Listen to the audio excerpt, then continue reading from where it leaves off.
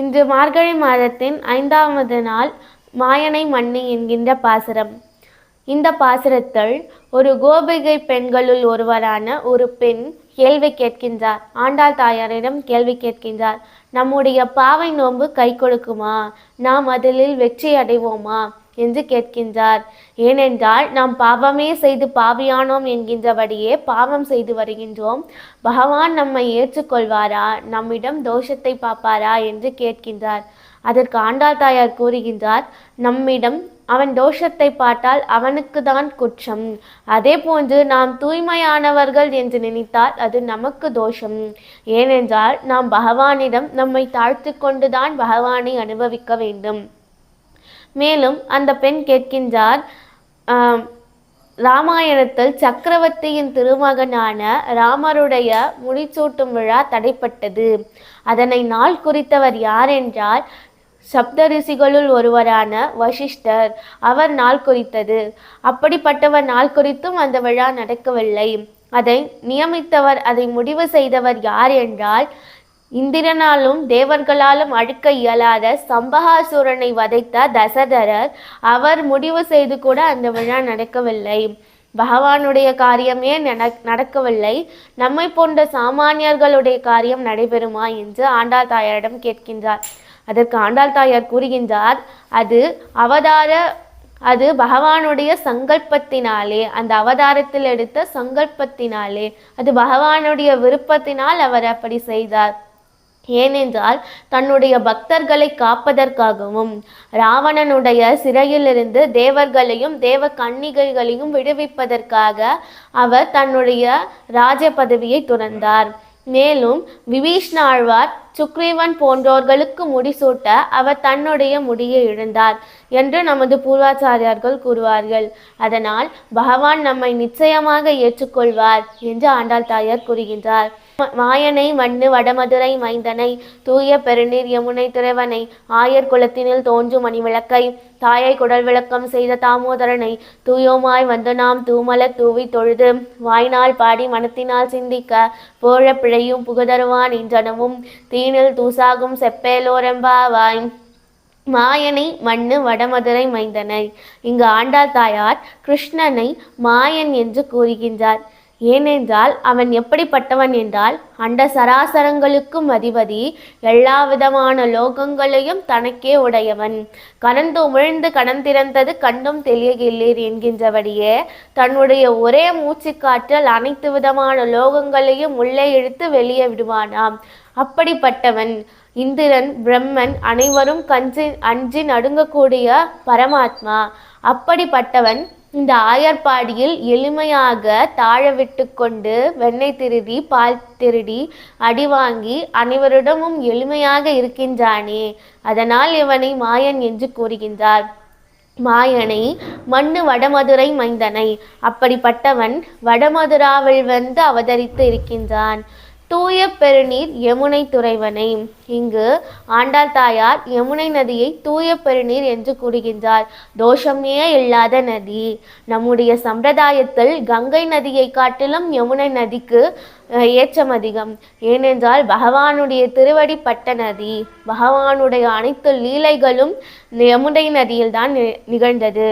மேலும் கிருஷ்ணாவதாரத்தில் முதலில் கிருஷ்ணனுக்கு கைங்கரியம் செய்தது யமுனை நதிதான். அதனால் நமது பூர்வாச்சாரியார்கள் தூய பெருநீர் யமுனை துறைவனை என்று கொண்டாடுவார்கள். மேலும் நாதமுனிகள் இந்த திருநாமத்தில் மீது மிகவும் இச்சையுடையவர். அதனால்தான் தன்னுடைய திருப்பேரனான சுவாமி ஆளவந்தாருக்கு இத்திருநாமத்தை சூட்டினார். மேலும் தூய பெருநீர் யமுனை துறைவனை. கிருஷ்ணன் பரமபதத்திலிருந்து எட்டி பார்ப்பாராம். இந்த யமுனை நதியில் தானே நாம் ஆனந்தமாக விளையாடினோம், இந்த நாட்கள் மீண்டும் வராதா என்று பரமபதத்திலிருந்து ஏக்கமாக எட்டி பார்ப்பாராம். அப்படிப்பட்ட பெருமை கொண்டது யமுனை நதி. தூய பெருநீர் யமுனை துறைவனை. ஆயர் குலத்தினில் தோன்றும் மணிவிளக்கை. கிருஷ்ணன் பிறந்ததனால் அந்த ஆயர்பாடிக்கே ஏற்றம் அதிகம். நம்முடைய சம்பிரதாயத்தில் பரமபதத்தில் இருக்கும் பகவானை பகல் விளக்கு என்று கூறுவார்கள். ஆயர்பாடியில் வாழும் கிருஷ்ணனை இரவு விளக்கு என்று கூறுவார்கள். பரமபதத்தில் வாழும் நித்தியசூரிகள் எப்படிப்பட்டவர்கள் என்றால், தோஷமே இல்லாதவர்கள், குற்றமே செய்யாதவர்கள். அவர்கள் எந்த விதமான குற்றங்களையும் செய்ய மாட்டார்கள். அதனால் பகவானுக்கு க்ஷமை என்ற குணம் அங்கு இருக்காது என்றால் அவர் வெளிக்காட்டும் வாய்ப்பு கிடைக்காது. அவர்கள் குற்றம் செய்ய மாட்டார்கள். ஆனால் பூலோகத்தில் நாமோ பாவமே செய்து பாவியானோம் என்கின்றபடியே தினம் தினம் பாவம் செய்து, பகவானே என்னை மன்னித்து விடு என்று அவனிடம் கைகூப்பி நிற்போம். அப்பொழுது அவன் கருணையால் நம்மை மன்னிப்பான். அப்பொழுது அவனுக்கு அந்த குணத்தை காட்ட வாய்ப்பு கிடைக்கும்.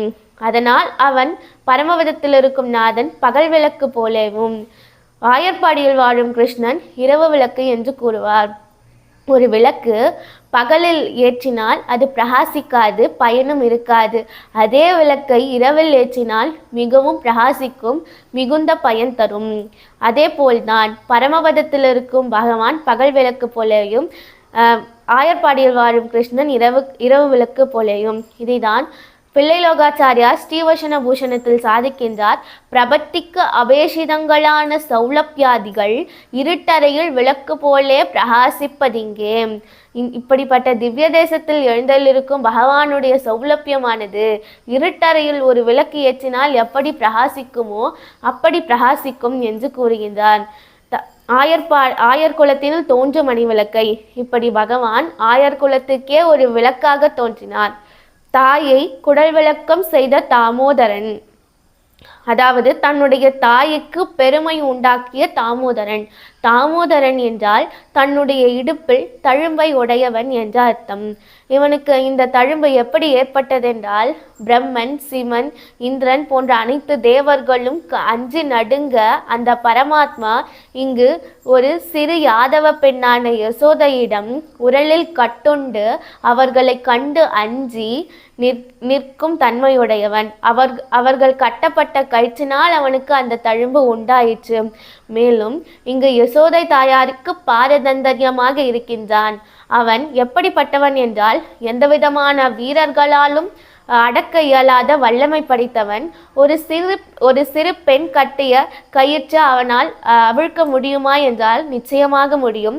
அவன் தன்னுடைய பக்தர்களுக்கு பாரதந்தரியமாக இருக்கின்றான். தன்னுடைய பக்தை எப்பொழுது அவிழ்த்து விடுவார்களோ அப்பொழுதுதான் அவன் விடுபடுவான். அவன் கட்டப்படவில்லை, தானே கட்டி கொண்டான், கட்டுண்ணப்பட்டான். இதனை நாம் எங்கு காணலாம் என்றால், திருவல்லிக்கேணி பார்த்தசாரதியிடம் காணலாம். அவனுடைய ஜேஷ்டாபிஷேகத்தின் போது நாம் அவனுடைய அந்த தழும்பை சேவிக்கலாம். தாயை குடல் விளக்கம் செய்த தாமோதரனையும் தூயோமாய் வந்து நாம் தூமல தூவி தொழுது. நாங்கள் தூய்மையாக வந்திருக்கின்றோம். எப்படிப்பட்ட தூய்மை என்றால், ஆத்ம தூய்மையோடு வந்திருக்கின்றோம். தூமல தூவி தொழுது உன்னை மலர்களால் அர்ச்சனை செய்ய வந்திருக்கின்றோம். வாயினால் பாடி மனத்தினால் சிந்திக்க, உன்னை வாயால் பாடி மனதினால் நினைக்க வந்திருக்கின்றோம். வாயினால் பாடி மனத்தினால் சிந்திக்க, போழப்பிழையும் புகுதருவான் இன்றனமும் தீனில் தூசாகும் செப்பேலோர் என்பாவாய். அப்படி நாங்கள் உன்னை வாயினால் பாடி மனத்தினால் சிந்தித்தால், நாங்கள் செய்த பிழையும் நாங்கள் செய்ய போகும் பிழையும் நாங்கள் செய்த பிழையும் அனைத்தும் எப்படி ஆகும் என்றால், தீயினில் தூசாகும் செப்பு ஒரு தீயினில் பட்ட தூசு போல பொசுங்கிவிடும் என்று கூறுகின்றார். ஆழ்வார் எம்பெருமானா ஜிய திருவடிகளே சரணம். திருக்கோவலூர் எம்பெருமானா ஜிய திருவடிகளே சரணம். கோவிந்தாச்சாரியன் திருவடிகளே சரணம். கோதை பிறந்த ஊர் கோவிந்தன் வாழுமோர், ஜோதி மணிமாடன் தோன்றுமோர், நீதியாய் நல்லவத்தர் வாழுமோர், நான் மறைகளோதுமோர், வில்லிபுத்து வேதத்து கோனோர், பாதகங்கள் தீர்க்கும் பரமனடி காட்டும், வேதம் அனைத்துக்கும் வித்தாகும் கோதை தமிழ் ஐந்து மறியாத மானிடரை வையம் சுமப்பது வம்பு.